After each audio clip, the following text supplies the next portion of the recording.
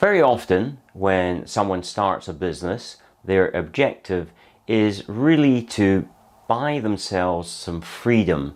Freedom from the 9 to 5 grind, being accountable to somebody else, to control their own destiny, perhaps to really free the amount of time that they have, perhaps to spend with family, children, or to do some of the things that they've always wanted to do. And so they start the business, but very quickly they find that it really starts to consume all of their time, and they have great difficulty in being able to grow the business in order to make it big enough to be able to do those things that they want to do with their time. But also they just get caught in the grind. As Michael Gerber talks about in the E-Myth, they're doing it. In other words, they are working the business to get the income coming in, but the income is not coming in quickly enough, and they're really getting bogged down. They start to despair and very often give up before the business really has a chance to mature.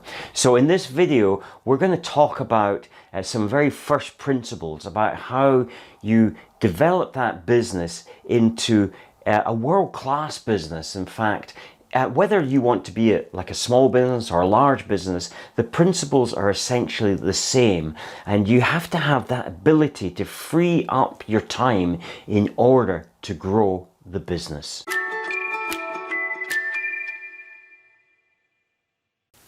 Hi, my name is Jim J. Davidson, and I first invested in property in 1973. I completed my first new build development in 2006. As you can imagine, I've made lots of mistakes along the way, but thankfully I've got some things right, and I've managed to build a property development business. In this channel, I want to help you on your journey and perhaps share some of that knowledge with you.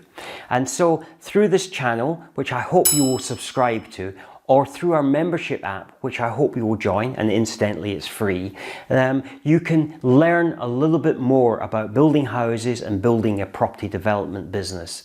The app is available wherever you get your app from, whether you're on iOS or you have an Android phone, or you can get accesses on desktop, and you'll find a link in the description below. Anyway, I hope you enjoy the rest of this video, and please post your comments in the description below if you have any comments to make. In the very early days of me starting my first business, the word entrepreneur was never used to describe somebody like myself who was starting a business. It was very much the reserve of those people who built very, very large companies, who basically carved out a new market and found a way to service that market that hadn't previously been done before. And yet today the word entrepreneur is used to describe almost anybody who starts a business. But the sad truth is that although they may have that entrepreneurial mindset in order to start the business, they rarely move beyond being a simple technician of doing whatever the business does. And so they never really go to the next stage, which is then building a business, and then finally being able to free themselves from that business and have that business work for them rather than you work in the business. And so they spend a lot of time in what they've essentially done is create a job for themselves. So they left their employer and they started a business, they became self-employed, and they now have a job, and they are the boss, but they're also the employee. So they're accountable to one another in order to make that work. But they never take the time to then move it to the next level, and they get bogged down. And so what I want you to think about is this term here, because we talk about, particularly in property, I talk about building a house. So I'll just put house. We then talk about building a business. And basically a property business in this case, and then building a lifestyle of choice.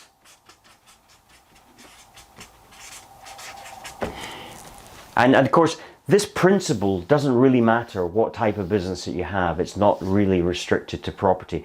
That all businesses have this sort of structure. So they have whatever is the function that they do. And so let's say it's a retail convenience store, because that's where I started in my business career. So a retail convenience store, which is selling a product. The next thing is the business, and hopefully they then build it to multiple locations, and ultimately as the owner you should be able to look back at the business. So in terms of this, I would say this is the technician. We'll just put that as tech, and then here we have is the manager, and then we have the entrepreneur.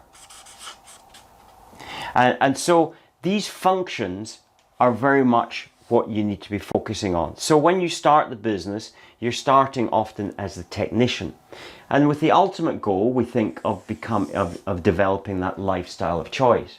But the reality is that most people think that you have to basically do this stage, and then this is the second stage, this is the third stage.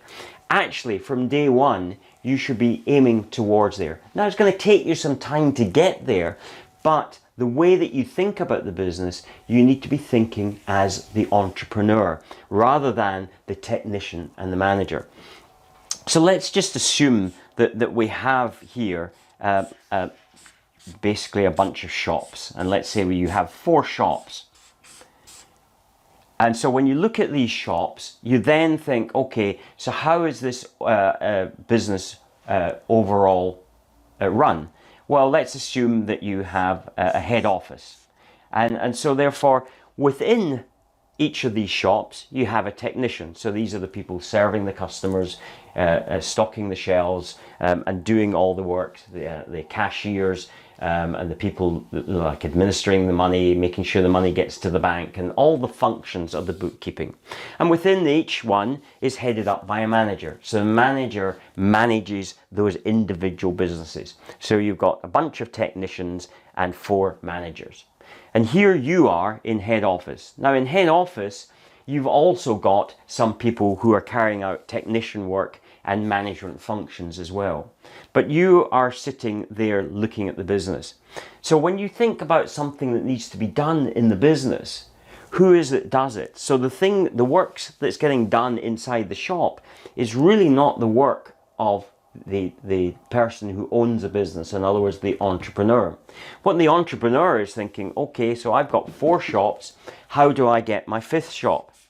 And so therefore, they are creating the vision of the company, and they may want 20 shops, 30 shops, 100 shops, or whatever it is, their vision of the company. So their responsibility is the vision.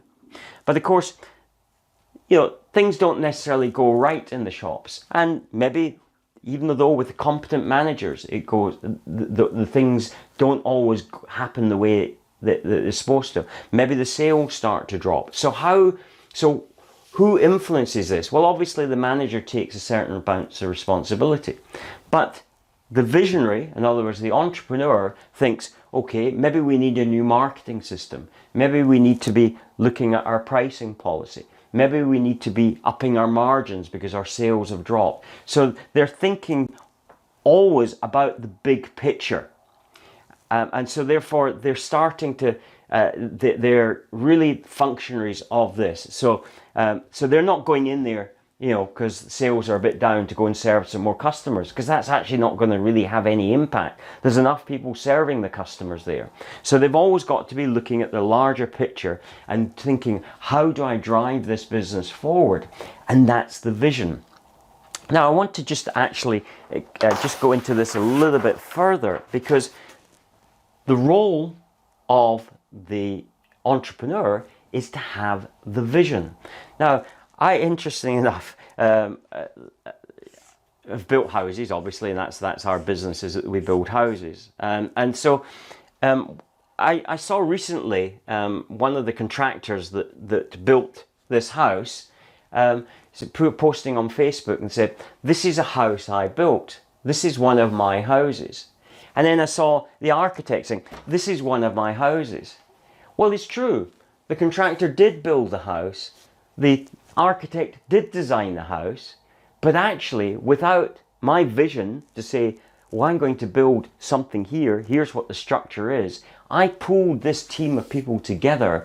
In other words, that house would never have got built if it wasn't my vision to put it there. Particularly as we buy land that's off market. So it's not like somebody has gone away and gotten the planning and now tried to sell the piece of ground and said, okay, this is going to take 5 houses, and you come along and they've already designed it. No, when you're actually buying it off market, of course, you are involved in the whole process, and the person who perhaps owns the land never even thought about selling the land. So you very much had created the vision in order to build that house. So it required that vision. Without that vision, it just wouldn't have happened. Here's the dilemma the new business owner has, or the business owner who's struggling to grow their business to make it work, is they don't generally have time because they are continually doing it. And so therefore, what you have to do is you have to actually create time, because your most important function as an entrepreneur is to have that vision, to be able to drive the business forward.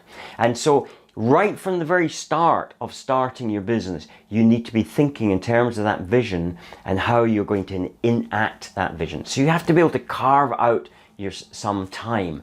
And the way to do that is to at least allocate a proportion of time in each day in order to be having that, to expand on that vision and doing the things that are necessary to bring that vision around.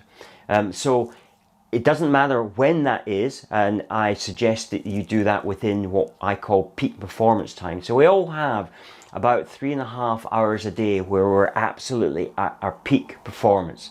For most people, it is early in the morning, but often for some people who are night owls, then it's later at night. Whenever it is, you need to be able to shut your business down from all distractions. Now, this was much easier in the days before email and mobile phones, because it was easy not to be contactable. You could simply switch on the answering machine and it would take your calls. And in terms of email, it didn't exist, so what you got is you got a letter.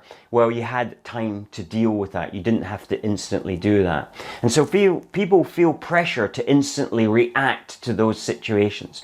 But that instant action is causing you for your business to essentially be on a path to failure. You need to find this time in order to grow your business. And so therefore you must find time. And even if you start very, very small, let's say 30 minutes a day, you basically shut down your email, you switch off your mobile phone, move it to another room so that there's no distractions and you focus on it. Now you might be saying, but I have customers calling me. Well, change your operating hours. If you're only going to devote, say, half an hour a day initially, and the reason I say start at half an hour a day is because I think you'll find that as you start to see the benefits, then you'll start to increase that amount of time. But let's say your opening hours are from 9 till 5, let's say. Well, either start at 8 o'clock or 8:30, or if you have to start at 9, then don't open until 9:30. In other words, make that publicly known that that's when you're available from. So when an email comes in, you can have it auto-respond, go back saying that you will deal with that once you open, and you advertise your opening hours. So you very much have to control your day and have that time allotted.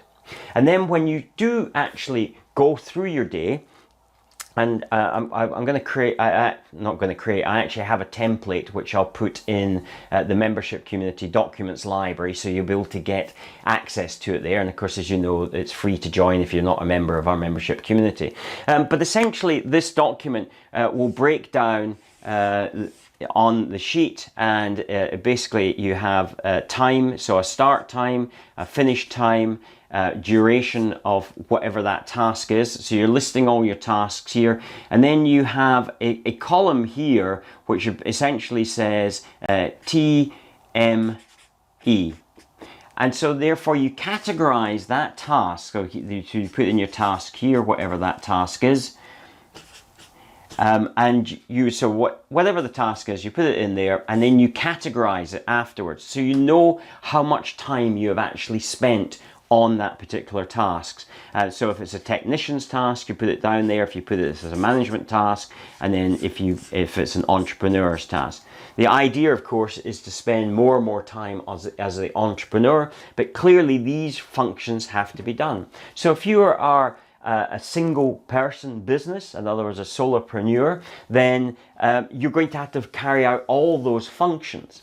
But what you're able to do is, by identifying what the technician functions are and the management functions are, you're able to then start to build up what you would do. In other words, what is the role of the person that you either take on or you outsource to, that you need to outsource to. So essentially what you're doing is you're building up a job description. As I say, that job description can be for a physical employee that you're going to employ in your business, or it can be to outsourcing. So you then have a list of items that you want to outsource. You know approximately how much time this takes, and therefore you're starting to move towards a situation where if you start to outsource or delegate these roles, then you're freeing up more time that you can spend as an entrepreneur. And the more time you can spend as an entrepreneur, the greater time you'll have to bring together your vision and start to make things really happen. And you're spending your time where it's really quality to build your business. Now, this is not something that you're necessarily going to do all the time, but my suggestion is that you do it long enough to be able to establish all the functions that you do in your business currently, and that you're then able to work out where your basically a week goes. So there'll be most functions you'll be able to discover within a week. There'll be some functions that are maybe monthly, like month-end accounts, but most of it will be done on a weekly basis. So at the very least, you probably only need to do this for a week, and then note down the further functions that maybe fall outside those weekly functions. And this will give you a much clearer this will give you a much clearer idea of where you're spending your time in your business and where you can start to move your business forward, because no business really expands until you start to leverage other people's time, and that's ultimately what you're using this for. So large companies become large companies because they leverage multiple people's time. But having said that, also there's that once you start to bring people into your business, you want them to be doing this as well, this analysis, and pointing out maybe where you could be improving some of your systems and processes. Because what you're going to do is you're going to, through time, record your processes. And we'll do another video on that, on how you go about that and how you put those into place in order to make your business very, very systemized.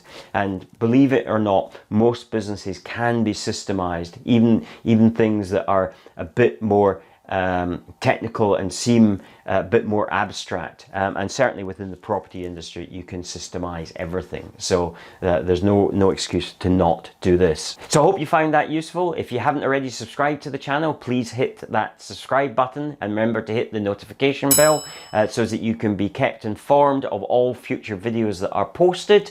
There's lots more content to come. There's plenty of videos if you are new to the channel for you to consume. We're approaching now 90 videos at the time we're recording this video. There's lots of exciting content, as I say. Also, join our membership community where you'll find some free courses on there, and we're about to launch the second phase of the Find It course. This is how you find and properly assess off-market land so that you can buy it at a substantial discount. So we'll be launching very soon a free training on this, and then beyond that, if you want to subscribe to our new courses that we're about to launch, then you'll be given that opportunity to do that as well. So please join us, as I say, in our membership community and be kept informed of these developments. Until the next time, stay safe, and I look forward to seeing you on the next video. Thank you for watching.